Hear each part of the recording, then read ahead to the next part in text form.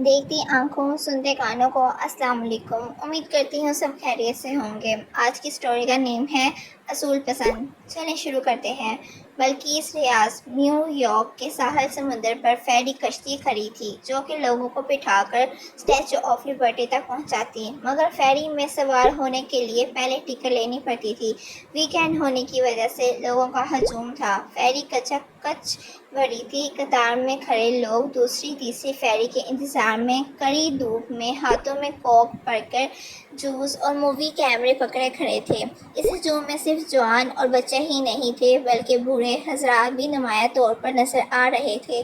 قطار میں کھڑے لوگوں کا جی بہلانے کے لیے ایک سیاہ فام شخص اپنے کرتب دکھا رہا تھا۔ میوزک بج رہا تھا اور کرتب دکھاتے دکھاتے لوگوں سے روپے بھی بٹور رہا تھا، مگر کسی کو مجبور نہیں کر رہا تھا کہ کوئی اسے روپے دے۔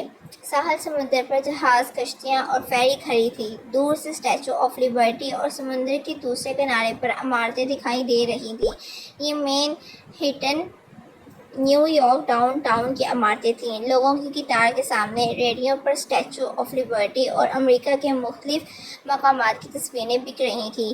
قریب ہی بینچ بچھے تھے جہاں پر لوگ بیٹھے ہوئے تھے، اس انتظار میں تھے کہ اس لمبی سی قطار کو ٹکٹیں مل جائیں تو وہ بھی فیری کی ٹکٹ لینے کے لیے قطار میں کھڑے ہو سکیں۔ اس قدر دھوپ تھی مگر ساتھ ساتھ سمندر کی وجہ سے ہوا چل رہی تھی۔ ہمارے لیے تو موسم اتنا شدید نہیں تھا مگر امریکی لوگوں کا برا حال تھا۔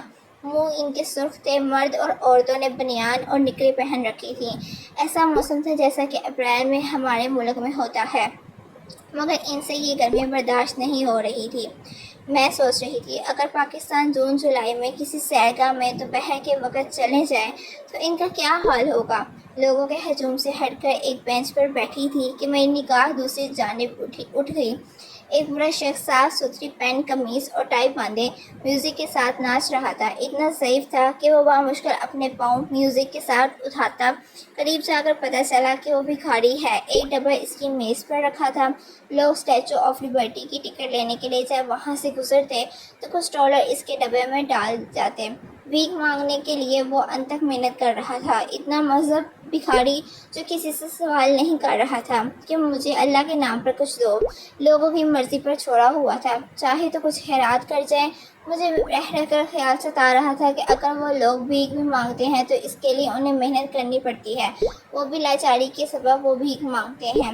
اور ایک ہمارا ملک ہے کہ اچھے خاصے ہٹے کٹے لوگ محنت مزدوری کرنے کی بجائے بھیک مانگتے ہیں، اور جوان عورتیں چھوٹے چھوٹے بچوں کو گود میں اٹھائے صدا لگاتی ہیں، اللہ کے نام پر کچھ دے دو، تمہارا بیٹا سلامت رہے، بیوی تو حج کرنے چلی جائے، تیرا شوہر جیتا رہے۔ اگر اتنی دعائیں سننے کے بعد بھی آپ کچھ نہ دیں تو وہ بددعاؤں پر اتر آتی ہیں، جو منہ میں آتا ہے بکے چلی جاتی ہیں۔ بددعاؤں کے خوف سے لوگ انہیں کچھ نہ کچھ ضرور دے دیتے ہیں۔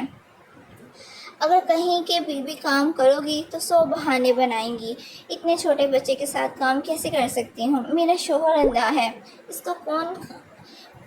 کو کھانا کون بنا کر دے گا۔ یہ سن کر انہیں مزید کچھ کہنے یا سننے کی ضرورت محسوس نہیں ہوتی۔ خیر بات ہو رہی تھی ساحل سمندر پر کھڑی فیری کی اور اس پر سوار ہونے والے لوگوں کی۔ وہ نہ جانے کتنے گھنٹے سے قطار میں لگے ہوئے تھے۔ ان میں جینے کی امنگ تھی، وہ ہر لمحے کو مقید کر کے لطف اندوز ہوتے ہیں۔ وہ صرف آج کا سوچتے ہیں، یہ نہیں کہ برسوں کے بعد کیا ہوگا۔ مستقبل سے بے نیاز زندگی گزارتے ہیں۔ میں یہی سوچتے ہوئے وہاں سے چلی آئی کہ جو اچھے اصول انہوں نے زندگی میں اپنا لیے ہیں ہمیں بھی وہ سیکھ کر اختیار کر لینے چاہیے تاکہ ہمارا معاشرہ بھی بہتری اور ترقی کی طرف گامزن ہو سکے۔ امید کرتی ہوں سب کو میری اسٹوری بہت اچھی لگی ہوگی، اور آپ سب سے ریکویسٹ ہے کہ میرا channel like, subscribe, share, follow ضرور کریں اور بیل آئیکن کو پریس کرنا نہ بھولیں جس سے میری ہر ویڈیو آپ تک پہنچ سکے۔ شکریہ، اللہ حافظ۔